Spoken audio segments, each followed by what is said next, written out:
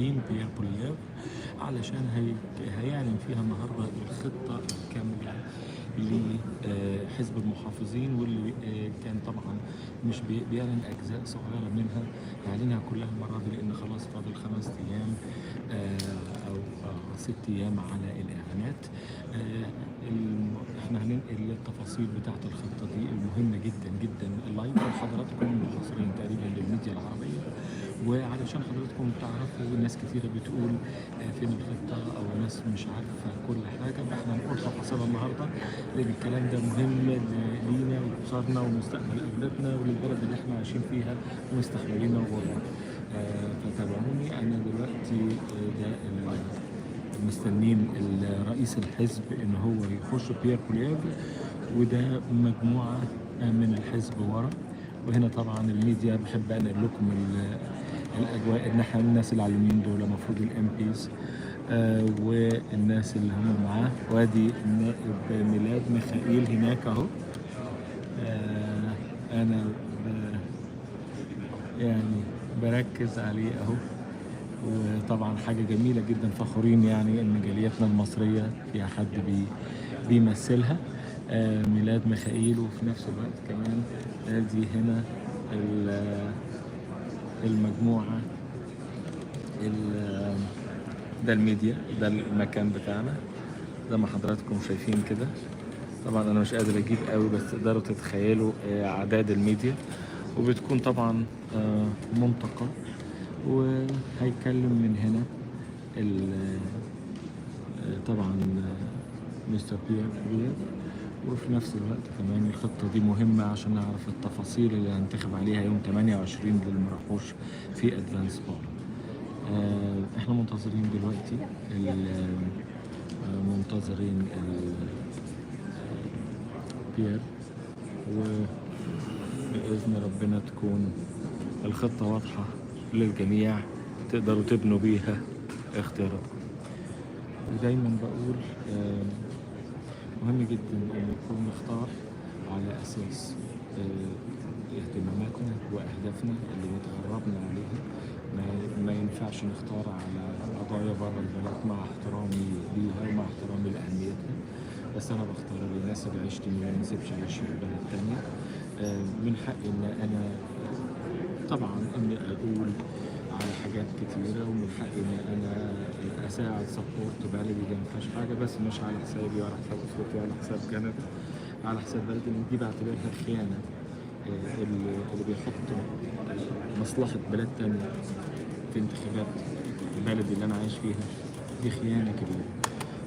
طبعا يعني في كلام كتير كان بيتقال على او اشاعات كتيره بتحصل على ان المحافظين عنصريين. حضراتكم لو تشوفوا الناس اللي موجوده كلهم، مش كلهم، 3/4 او نصهم عادي، ناس عاديين من كل الجهات. انا هقلب الفيزا، هقلب الكاميرا هنا كده عشان نشوفوا. شايفين حضراتكم دققوا في الوجوه تلاقوا ان الناس من كل حد من كل جهه، ابيض، عربي، هندي، سيحي، اسيوي، من كل الناس. لكن طبعا انت بتحب انك انت ايه، يعني في ناس بعضها مستعده انها تعمل اي حاجه تكذب وما تقولش الحقيقه، وللاسف انا مش عارف ازاي ان الناس بتثق في هؤلاء بعد كميه الكذب. دلوقتي احنا لسه بيعلنين ان في 2 minutes ان بيير هيخش بعد دقيقتين، وطبعا مبسوط جدا من وجود ميلاد ميخائيل. حاجة جميلة جدا جدا جدا، حاجة مشرفة خالص.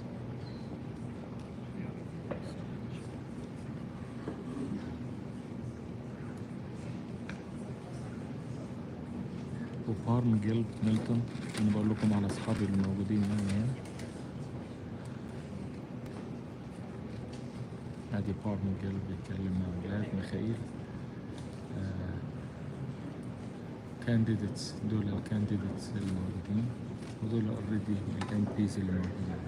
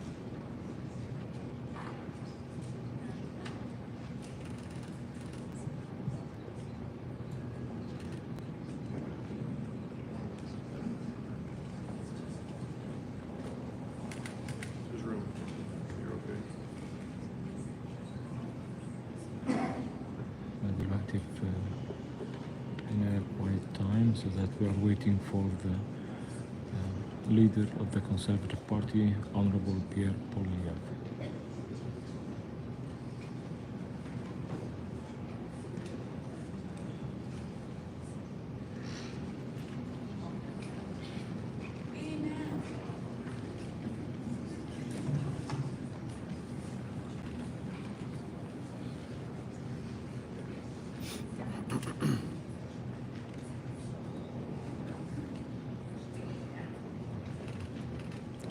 We'll start now. Good morning, everybody. Morning. I'm Melissa Lantzman. I'm your Conservative candidate in Thornhill, and thank you for coming today.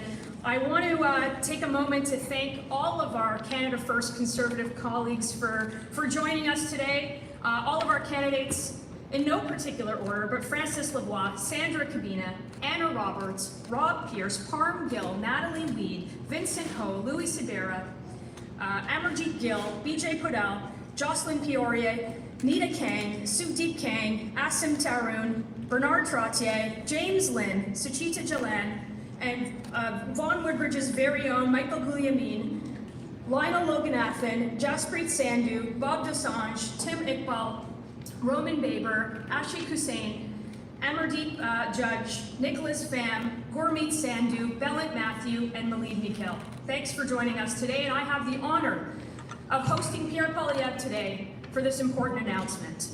I want to tell you that I've crisscrossed the country, visited many campaign teams, knocked on many doors. And particular to those campaign teams, we see campaigns chock full of young people wanting change. Change so they can afford food, change so they can afford a home, change so they can live in safe streets. And all of those people working hard, knocking on doors for their Conservative candidates all over the country, wanting change for better days ahead in Canada.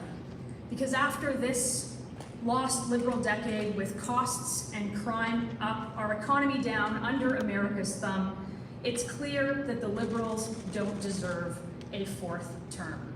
I know it, our candidates know it, our volunteers know it, and millions of Canadians know it. They want change. It's time to put Canada first. Change with a new Conservative government that will axe taxes, build homes, unleash resources, stop crime, and bring home jobs to stand up to Trump from a position of strength. Pierre Poilievre is the only one who can bring that change. And here to tell you more about our plan, I have the pleasure of introducing my boss, the next Prime Minister of Canada, Pierre Poilievre.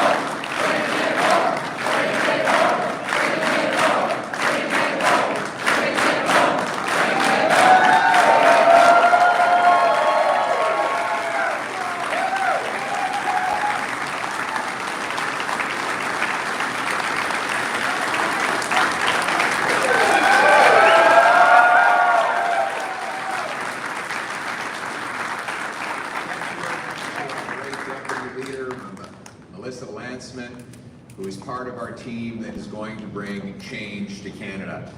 Here we are in Woodbridge to launch our platform, a platform whose title is Change. Change so that you can afford food and housing. Change so that you can live on a safe street. Change to put Canada first. Change is what we need now more than ever. Change offers the prospect of restoring the Canadian promise, the promise that hard work gives you a great life in a beautiful, affordable house on a safe street, protected by our brave troops under our proud flag. That is the Canadian promise. That is the promise the country made to me, to my wife Anna. It's the promise that it made to countless generations who came before us. It is that promise that makes us so proud to be Canadians. It is the promise that we all owe to the next generation. It is the promise that it is my purpose in politics to restore. But after the lost Liberal decade, that promise is broken. Everything costs more. Seniors are choosing between heating and eating.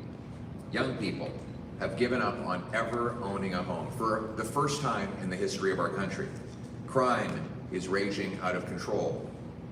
Immigration has been broken by liberal policies that grew population at a rate 3 times faster than our housing stock, crowding out homes, healthcare, and jobs. For 3 liberal terms, Canada has had the worst GDP per capita of any country in the G7.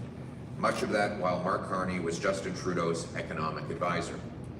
And the OECD forecasts that Canada will have the worst economic growth out of all of its roughly 40 nations for the next 30 years. La promesse du Canada, la promesse canadienne, que le travail acharné vous permette d'avoir une belle vie dans une maison abordable, sur une rue sécuritaire, est une promesse qui est maintenant brisée par les libéraux. Après les décennies perdues des libéraux, les Canadiens n'ont plus les moyens de faire leurs épiceries. Les aînés doivent choisir entre se chauffer et manger. Les jeunes ont perdu tout espoir de devenir propriétaires un jour. La criminalité est en forte hausse. L'immigration est hors de contrôle. Au cours des 3 derniers mandats, les libéraux nous ont donné la pire croissance économique parmi G7 et l'OCDE prévoit que nous aurons encore le pire pour les 30 prochaines années. C'est le bilan de Mark Carney comme conseiller économique à Justin Trudeau et c'est le bilan de Justin Trudeau et les libéraux. Donc, on ne peut pas prendre le risque d'un 4e mandat de coûts hors de contrôle et d'une économie qui est en descente. On a besoin d'un changement pour rendre la vie abordable et sécuritaire, un changement pour mettre le Canada d'abord. C'est pour ça que nous lançons notre plateforme aujourd'hui, pour faire changement et permettre ceux qui travaillent fort d'avoir une belle vie et une belle retraite dans des quartiers sécuritaires et une vie abordable. Now, you have to take into consideration the context in which we're announcing this platform for a change. Just Saturday, Mark Carney announced that not only will he keep all of Justin Trudeau's reckless spending, he will add $130 billion more. Spending that will drive costs higher for food, housing, and everything else. Spending that will risk our economy and threaten our future. It's not that Mark Carney is as bad as Justin Trudeau. He's far more costly. We also learned from media reports that the Carney platform was already written for Justin Trudeau. So Mr. Carney has the same Liberal MPs, same Liberal ministers, same Liberal platform, and you will get the same disastrous Liberal results. And it is a very dangerous future if the Liberals get their 4th term. And this isn't just my words. It's Mark Carney's own government department. Just a week ago, we learned that one of the departments of the government, the Privy Council office, has made some very depressing predictions about the way the country is headed after a decade of Liberal rule. I'm going to quote directly from this Privy Council report. In 2040, upward mobility is almost unheard of in Canada, they predict. Hardly anyone believes they can build a better life for themselves or their children through their own efforts, and many worry about sliding down the social border. It forecasts more people may struggle to afford rent, bills, and groceries. Resulting stress could worsen mental health challenges. This would increase demand for social services. And then there's some specific forecasts that the current Liberal government is making about our future. In 2040, owning a home is not a realistic goal for many. Inequality between those who rent and those who own has become a key driver of social, economic, and political conflict. The report goes on to say that people may lose faith in the Canadian project altogether. It forecasts that many will leave the country to avoid this rising cost and declining opportunity. and they believe that it will lead to a mental health crisis. More people will emigrate to jurisdictions where they believe upward mobility and or higher standards of living are easier to obtain. Quote, if young workers leave Canada, it may become harder to pay for the systems that support a growing number of older people. It says things are so bad that, and this is a quote, I'm quoting from the government here, if I had said this myself, you would have thought it was outlandish, but this is the government's own predictions about how bad things are headed right now. People may start to hunt, fish, and forage on public lands and waterways because they can't afford groceries anymore. This isn't my prediction.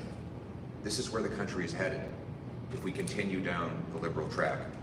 It sounds incredible, something from a post-apocalyptic TV show like Fallout or The Last of Us, but this is the forecast from Prime Minister Carney's own government department, the Privy Council office.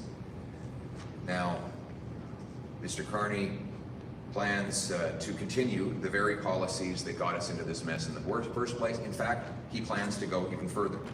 $130 billion of additional spending above and beyond what Justin Trudeau had already promised will take the new debt that Liberals are projected to add over the next 4 years to $250 billion of inflationary, cost-driving spending that threatens our social programs and our future. M. Carney va non seulement maintenir toutes les dettes de Justin Trudeau, mais il prévoit d'ajouter encore plus de dettes et encore plus de dépenses, c'est-à-dire 130 milliards de dollars de nouvelles dépenses inflationnistes en plus du programme anti-croissance et anti-développement que les libéraux poursuivent depuis une décennie. Il dit qu'on devrait garder la moitié de notre pétrole dans la terre et il veut garder en place la loi anti-développement C-69. Il s'ajoute à toutes ces dépenses au déficit déjà en place et donc un quatrième mandat des libéraux sera encore plus coûteux que les premiers 3 mandats. To pay for it, they'll have to print even more money and hike taxes even higher, with inflation driving up grocery costs, housing, and gas even worse. Just like the last 5 years when he was Trudeau's economic advisor. But the good news is, it doesn't have to be this way. We can choose change. We can choose hope.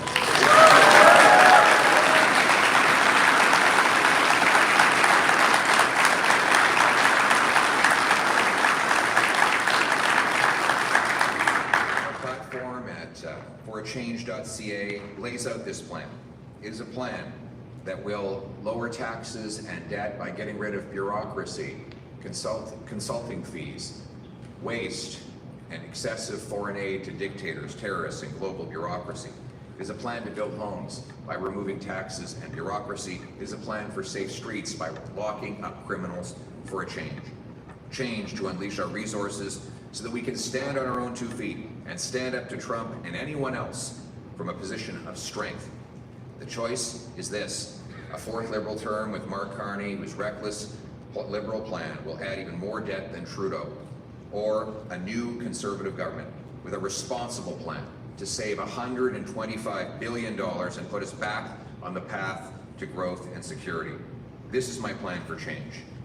First, we will cut the Liberal deficit by 70% by cutting back on bureaucracy, consultants, foreign aid to dictators, terrorists, and global bureaucracies, slashing money for special interests, and unleashing $500 billion of extra economic growth by unlocking the power of our resources and home building. We will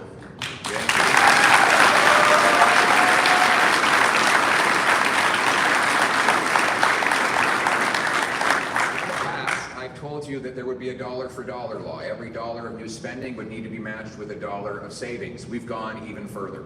Every dollar of new spending in our platform, especially for things like defense, will be met with $1.50 in savings in other areas.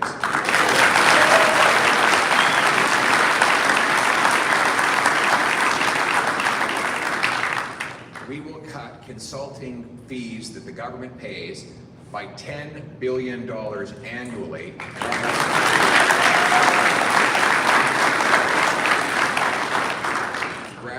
through attrition without mass layoffs, we will wind down the cost of the bureaucracy by hiring back only 2 people for every 3 who voluntarily retire. We'll cut back on foreign aid by roughly 1/3 so that we no longer give money to terrorists, dictators, and global bureaucracy. The money will go to frontline people in need.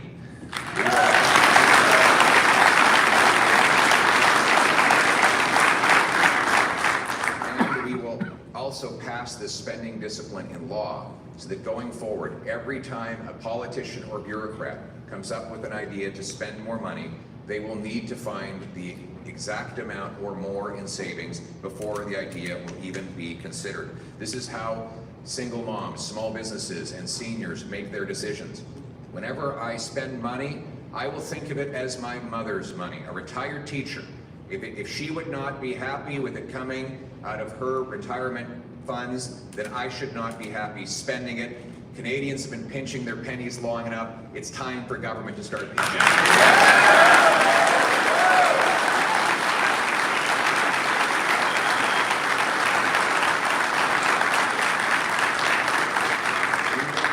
$500 billion of economic growth, a number certified by the former chief economic analyst of Stats Canada and by a former associate deputy minister.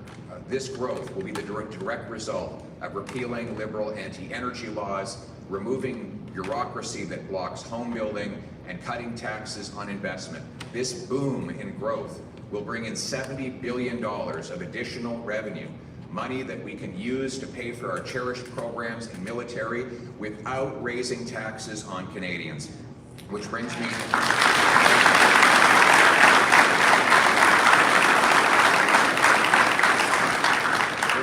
to my second plank, major plank, to bring an affordable life for a change. A conservative government understands that $1 left in the hands of the person who earned it is always better spent than $1 in the hands of the politician who taxed it. And that is why conservatives will cut your income tax by 15% to save almost $2,000 for the average working family for a change.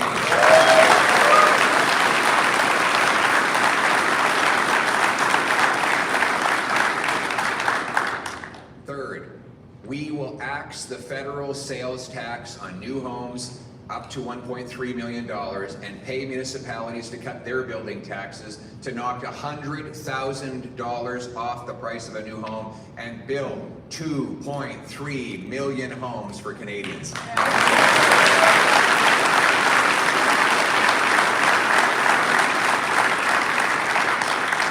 And we want those homes to be in safe neighborhoods, so that we will stop the crime for a change. We will lock up violent criminals and bring home safety.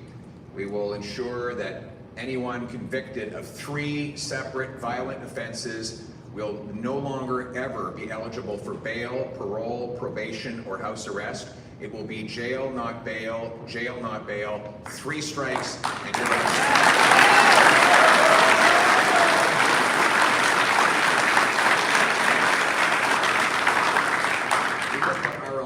First for a change. By repealing anti-resource laws Liberals have used to push us down and push our investment out, we will bring home the $500 billion that the Carney-Trudeau Liberals pushed to the Americans.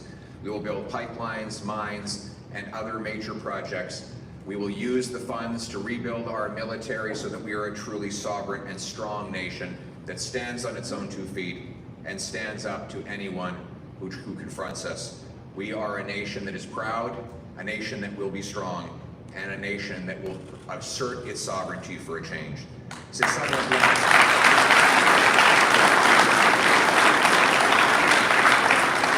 Pour les 4 prochaines années, un gouvernement conservateur va réduire le déficit au cours des 4 prochaines années. Les conservateurs vont couper la bureaucratie, des consultants, l'aide à l'étranger et le BS corporatif pour réduire le coût du gouvernement et réduire les déficits libéraux de 70%. En réduisant le coût, on peut réduire l'inflation et libérer de l'argent pour laisser plus dans la poche de monsieur et madame tout le monde. C'est comme ça On va aussi mettre en place la loi dollar pour dollar qui garantit que chaque fois qu'on introduit un nouveau dollar de dépense, on va devoir le matcher avec un dollar d'économie. Mais dans la plateforme actuelle, on va encore plus loin. On insiste pour $1,50 pour chaque dollar d'économie, pour chaque nouveau dollar de dépense. C'est comme ça qu'on va réduire les déficits libéraux. On va aussi libérer un autre demi-billion de dollars de croissance économique au cours des 5 prochaines années, afin de générer 70 milliards de dollars de revenus supplémentaires sans les hausses de taxes et d'impôts. C'est en libérant nos ressources naturelles, la construction de logements et en réduisant les taxes sur l'investissement.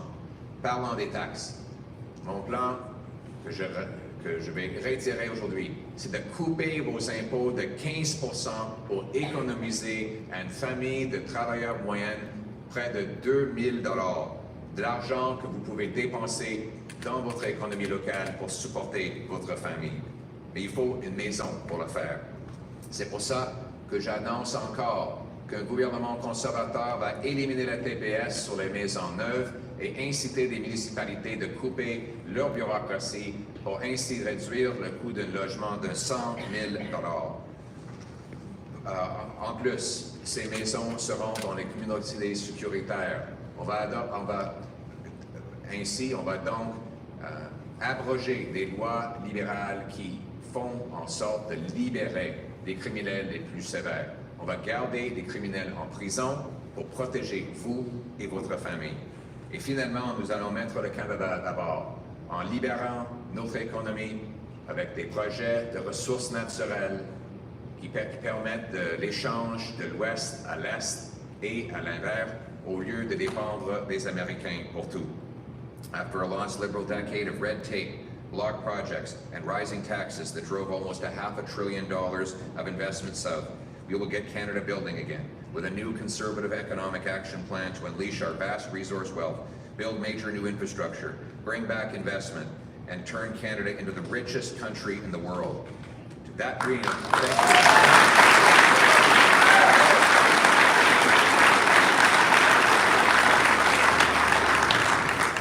the richest country in the world is not just bragging points. It's not just to be at the top of the list of some OECD or G7 publication.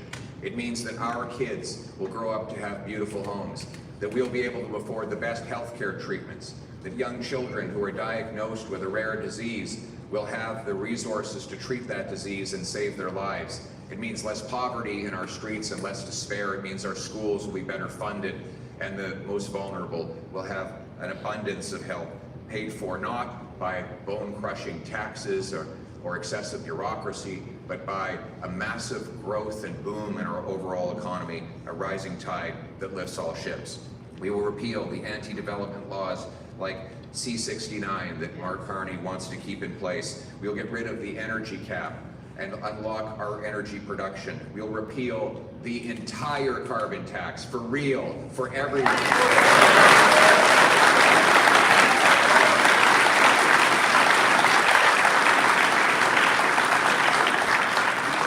Safe streets by locking up the criminals. We will take action to stop border smuggling of guns. We'll inspect the incoming shipping containers, add 2,000 frontline CBSA officers, and we will have watchtowers along the frontier to stop drugs, guns, and stolen vehicles from coming and going.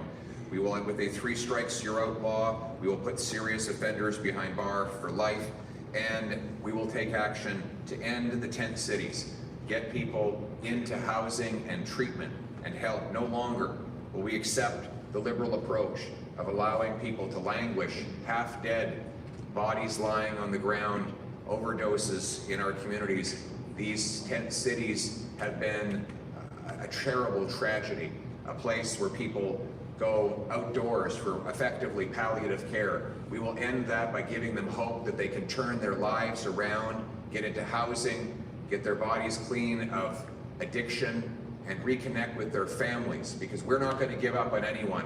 In fact, anyone who's out there suffering with an addiction, know this: we're going to provide 50,000 treatment spaces where you can go and get detox counseling, group therapy, physical exercise, a job placement at a home. So hang on, have hope, help is on the way.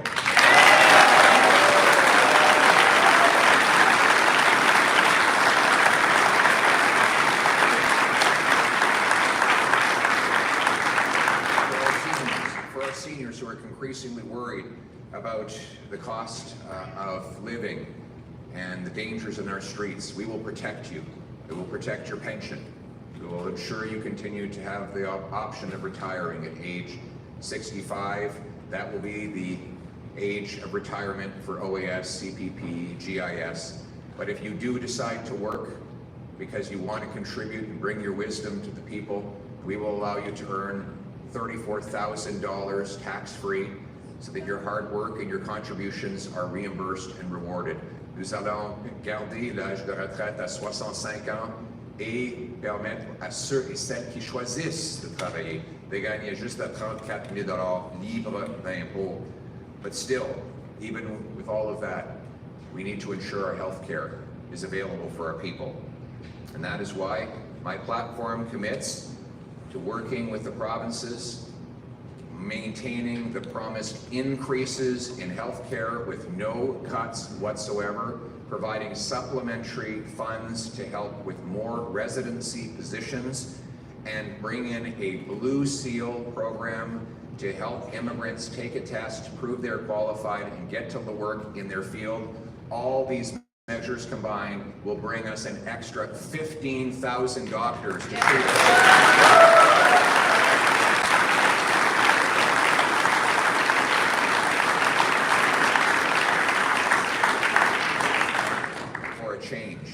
for a change, instead of the endless wait lines that we have seen après une décennie perdue des libéraux, avec moins de médecins et plus de gens qui attendent.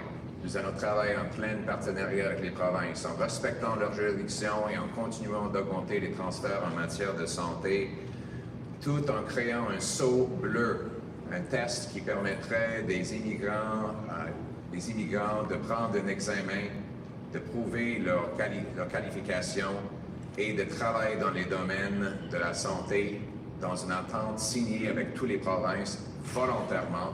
Nous allons ajouter 15 000 médecins de plus à travers le Canada pour faire changement dans notre système de santé. And we're going to make sure that our healthcare, our housing, and our jobs are not overwhelmed. We will end the fraud in our international student program, the temporary foreign worker program, and cap population growth so that we always add healthcare, housing, and jobs faster than we add people. We will fix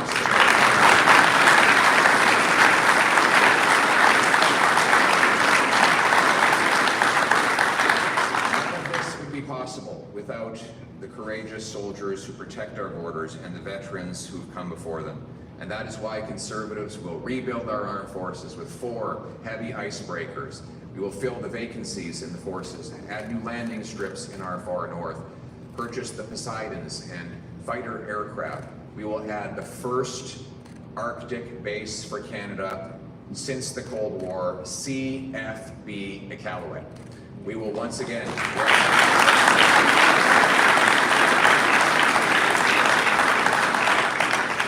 remove the bureaucracy and red tape so that our veterans can get the services they need, and our young veterans who come out of the forces in their 40s can get jobs working in the trades where they're given credit for the things that they learned in the forces. Let them earn big, powerful paychecks by going from helmets to hard hats. We owe them that, and we owe them everything else, and we will be there with our veterans. For a change, this country needs to stand up for its military and its veterans, the people who gave us everything we have.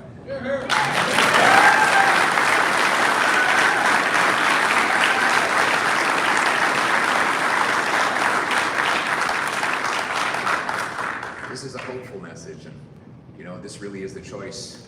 Do you want hope for a change, or do you want fear that keeps us in dissent? With rising costs and crime and a 4th Liberal term, Liberals are trying to do everything in their power to make you forget about the lost decade they have foisted upon us. On over the last few weeks, Mr. Carney and his team have done everything to force you to forget. But Mr. Carney cannot run from his Liberal record. Not only was he Trudeau's economic advisor, who pushed for out-of-control money printing inflation, but he has now recruited Justin Trudeau's entire team. He has Trudeau's top advisors following him around. I even caught him at the debate saying that Trudeau's advisory team was physically there with him. And you notice he didn't deny it. The same people writing the same, they literally took the same platform they had written for Justin Trudeau. They did a Control F and they replaced Trudeau with Carney. Now, it's not me that's saying this, was even a confession of a CBC commentator and very devout Liberal supporter. In fact, some people have said that Mr. Carney's spending is even more irresponsible than that of Mr. Trudeau's. That is what you're getting with a fourth Liberal term in office.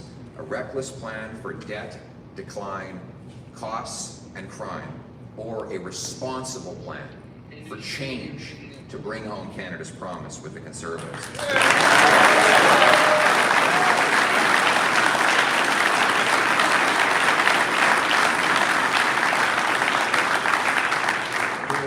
Semaine de cette campagne, M. Carney et son équipe de libéraux ont fait tout pour vous faire oublier.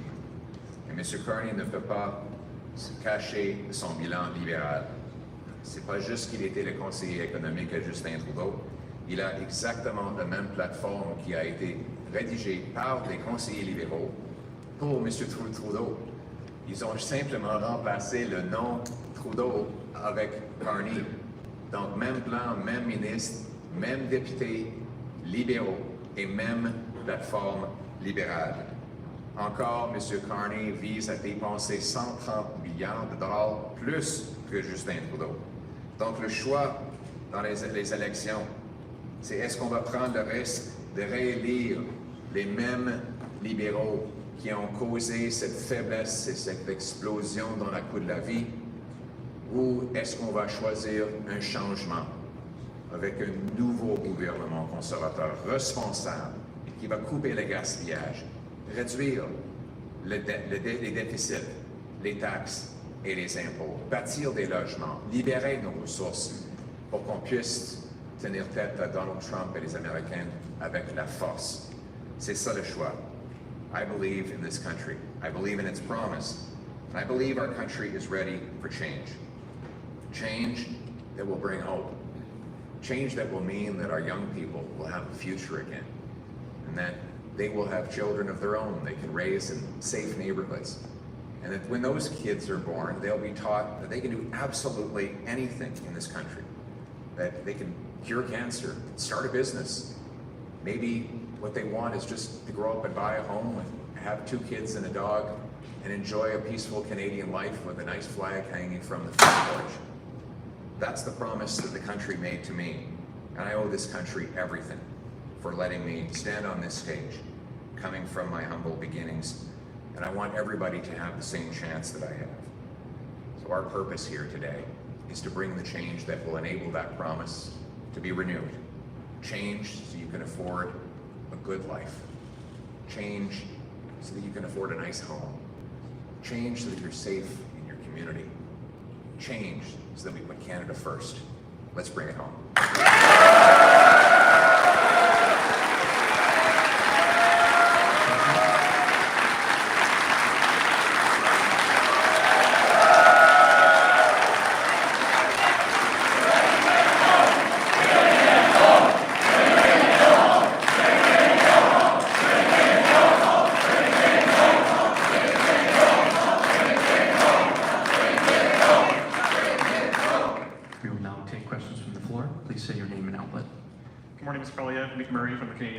Thank you.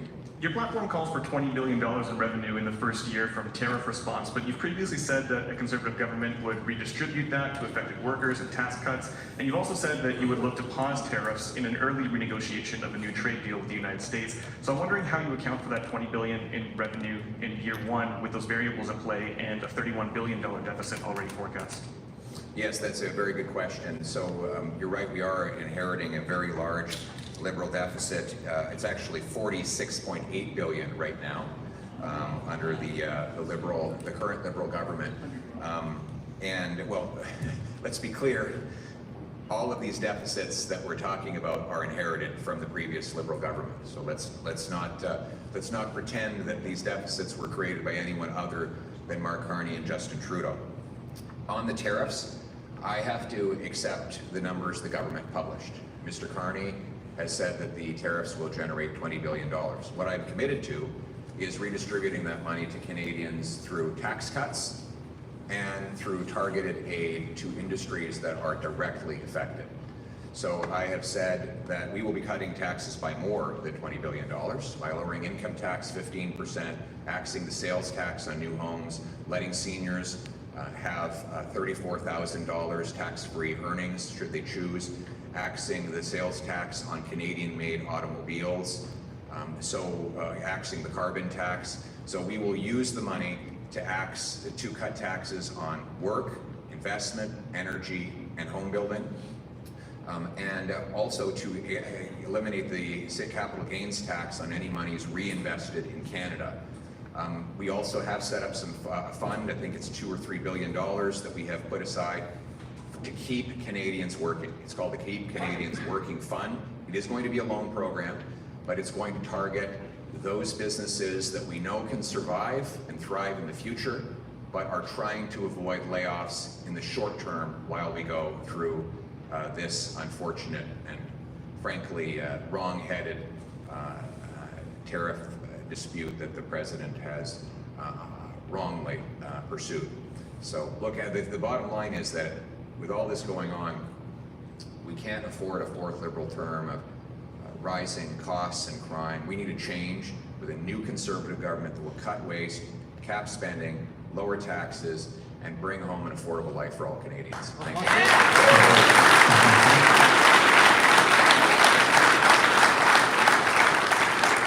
Merci beaucoup, c'était une très bonne question. J'ai souligné que le déficit qu'on va hériter de M. Carney et M. Trudeau est 46,8 milliards de dollars. C'est un déficit libéral. C'était prévu avant les élections. Donc, ce n'est pas mon déficit à moi, c'est le déficit libéral. C'est un déficit que je vais réduire massivement à 31 milliards de dollars dans la première année. En plus, comme le monsieur a très bien dit, je m'étais consacré auparavant de donner tout l'argent récolté par les tarifs en réduction d'impôts et en aide directe aux entreprises et travailleurs directement touchés. Et je vais garder cette promesse. Je vais couper les taxes sur l'investissement, l'énergie, la construction de logements et le travail. Ça inclut l'élimination de la TPS pour les nouvelles maisons, l'élimination de la taxe carbone. On va couper les impôts de 15% et on va aussi éliminer la taxe sur les gains en capital pour ceux qui réinvestissent au Canada. En même temps, on aura un fonds consacré aux entreprises et travailleurs qui peuvent garder leur opération à long terme, mais qui ont besoin d'un peu de liquidité juste pour payer leurs factures aussi longtemps que la guerre tarifaire continue. Donc, le choix pour les Canadiens, c'est après 10 ans des libéraux, de l'inflation, de dépenses hors de contrôle, on ne peut pas prendre le risque d'un quatrième mandat. Il faut que ça change avec un nouveau gouvernement conservateur qui va éliminer le gaspillage, couper les dépenses, réduire le coût de la vie pour faire changement. Merci.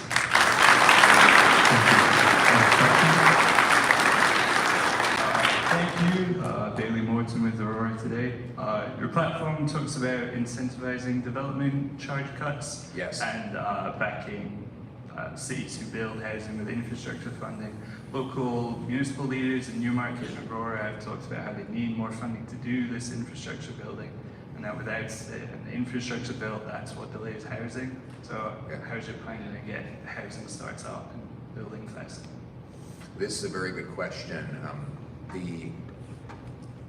Over the last Liberal decade, housing costs have doubled. And the reason is that Liberals continue to build bureaucracy instead of building homes. As local governments jack up construction taxes, the federal government continues to give them rewards for doing so with more and more government spending. Mr. Carney is pledging to repeat all of the same Liberal policies on housing that got us into this mess in the first place. I want the opposite. I don't want to build bureaucracy, I want to build homes. So first, I will leave, the number one cost for a new home in Ontario today is taxes, direct taxes, sales taxes, land transfer taxes, development charges. The second biggest cost is bureaucracy, delays, zoning, permits, lawyers, accountants, lobbyists, none of whom build any homes. More money from a new home today goes to bureaucrats in buildings than goes to the carpenters, electricians, and plumbers who actually build the homes. So what I've said is to the cities, you need to follow my example of cutting taxes on home building.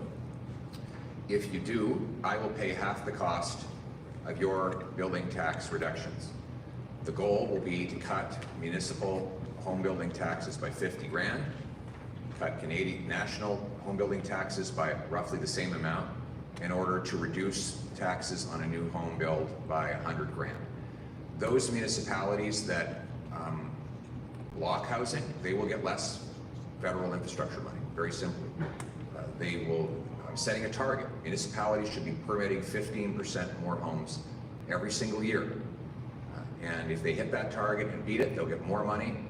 If they refuse, then they'll be getting less money. It's very simple. We cannot continue to pay local bureaucracies to block home building. We have to incentivize more construction. And you know, we are near Vaughan. I think Vaughan actually just cut their development charges by about 50%. I think I have that right. Is that right? Yeah, so that was a good decision. I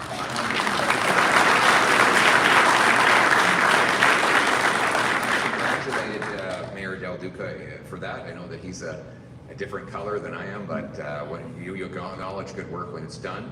And I would reward Vaughan and municipalities like that for making the right decision, because we have to axe taxes if we're going to build homes, for example.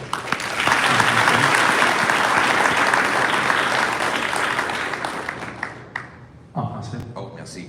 OK, donc, la question c'est comment faire pour encourager les municipalités d'accélérer la construction.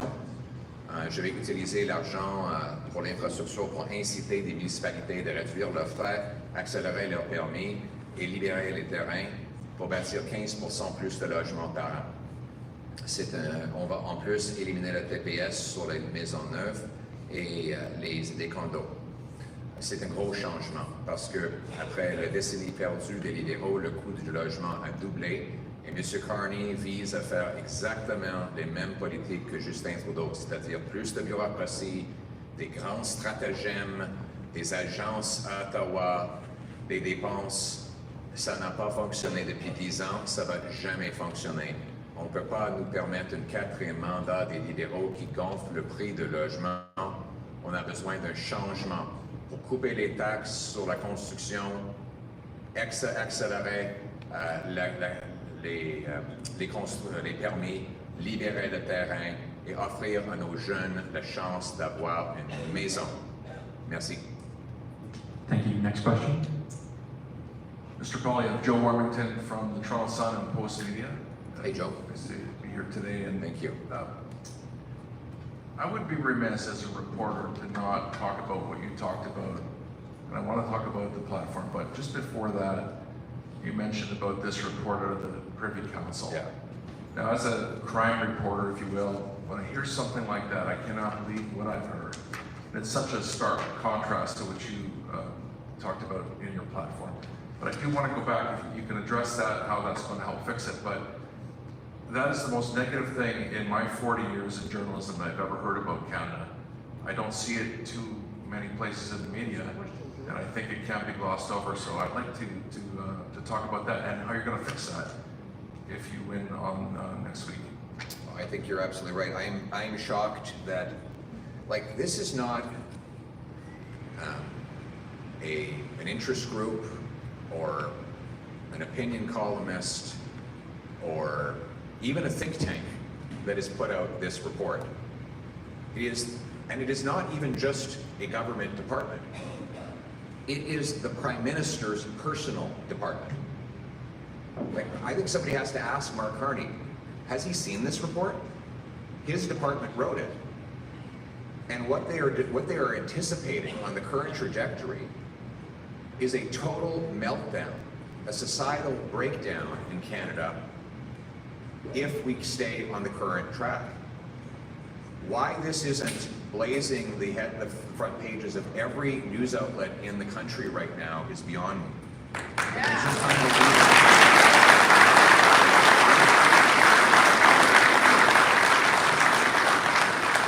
It blows my mind. What they're actually saying is that, I'm just going to read some of these.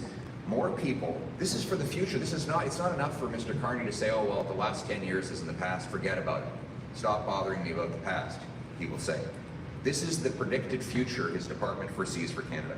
More people may struggle to afford rent, bills, or groceries. The resulting stress could worsen mental health challenges. This would increase demand on social services. In 2040, upward social mobility is almost unheard of in Canada. Hardly anyone believes that they can build a better life for themselves or their children through their own efforts. Many worry about sliding down the social order.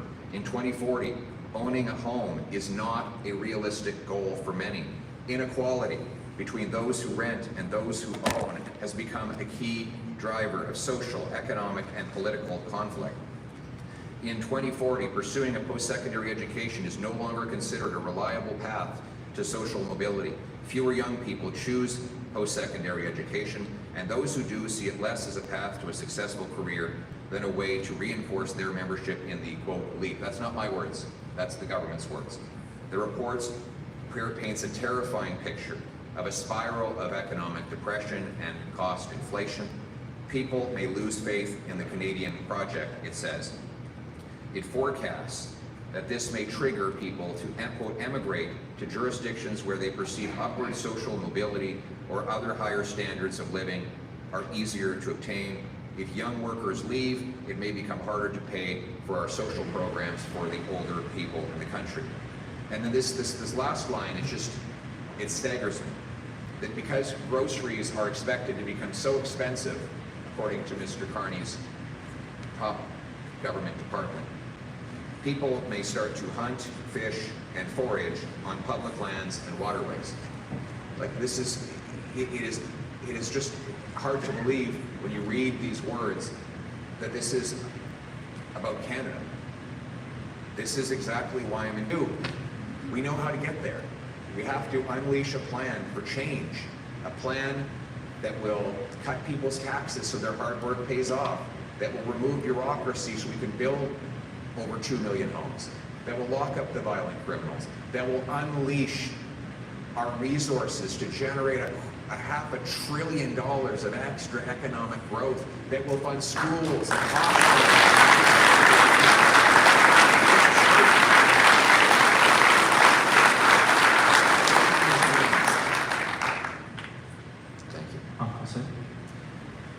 Mais je dois avouer, j'ai pas des mots en français du rapport. Évidemment, les médias qui s'y intéressent, évidemment, vont pouvoir obtenir parce que ça vient directement du département du communiste, le conseil privé. Et ce département dit que sur la trajectoire actuelle, l'idée d'accès à la propriété va être éliminée, que les gens vont arrêter d'aller au post-secondaire parce que ça ne leur donne pas d'espoir, qu'un grand nombre de nos jeunes vont simplement quitter le pays pour avoir l'opportunité ailleurs, et même qu'à cause des prix alimentaires, les gens vont devoir faire la chasse, la pêche et d'autres activités à l'extérieur pour chercher la nourriture. C'est pas moi qui dis ça, c'est le département gouvernemental de Mark Carney qui a publié ce rapport. Je suis un peu stupifié que ce n'est pas partout. Comme 5 jours avant les élections, le département du premier ministre prévoit un tel avenir. C'est incroyable. Mais moi, je prévois un autre avenir, avec un vrai changement, pour une vie abordable, pour des maisons abordables, pour la nourriture abordable, pour des rues sécuritaires, pour une croissance plus d'un demi-billion de dollars de croissance supplémentaire qui va nous permettre de financer nos programmes sociaux et défendre notre souveraineté économique. C'est ça l'espoir. C'est pour ça que je suis en politique. C'est pour ça qu'il faut que ça change. Merci beaucoup.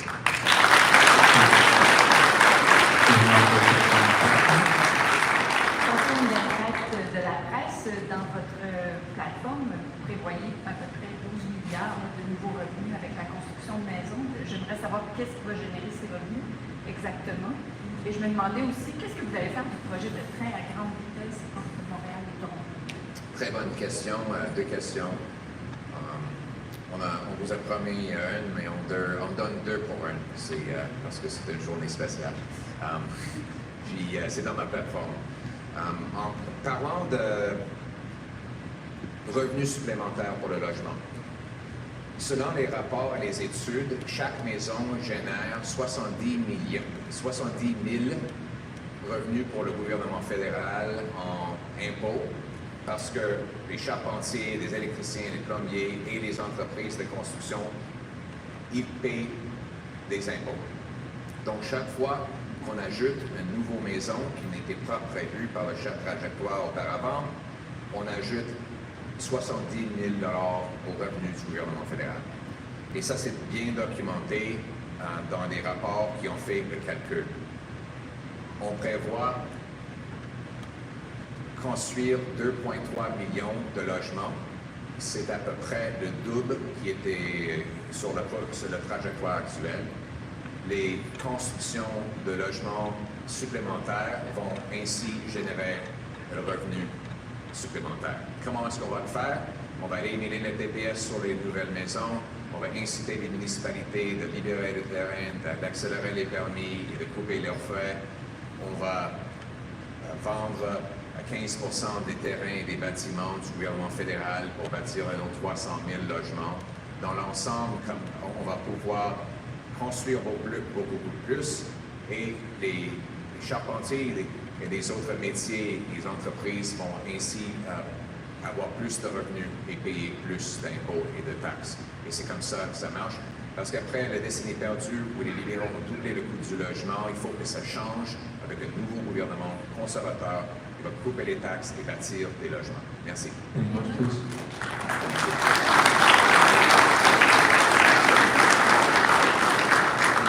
So the question that came to me, well, I should just say on the train, we will grant fast permits for large-scale projects like this, and we will make this an environment in which projects can get built. Nous allons livrer des permis très rapides pour des projets comme vous avez mentionné.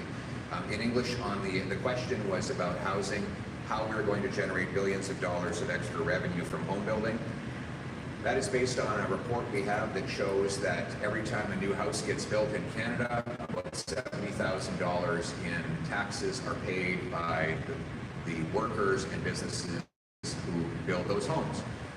Obviously, the carpenters, electricians, plumbers, they get paid salaries. The companies make profits, and they all pay taxes. So every extra home we get built generates 70 grand for the government.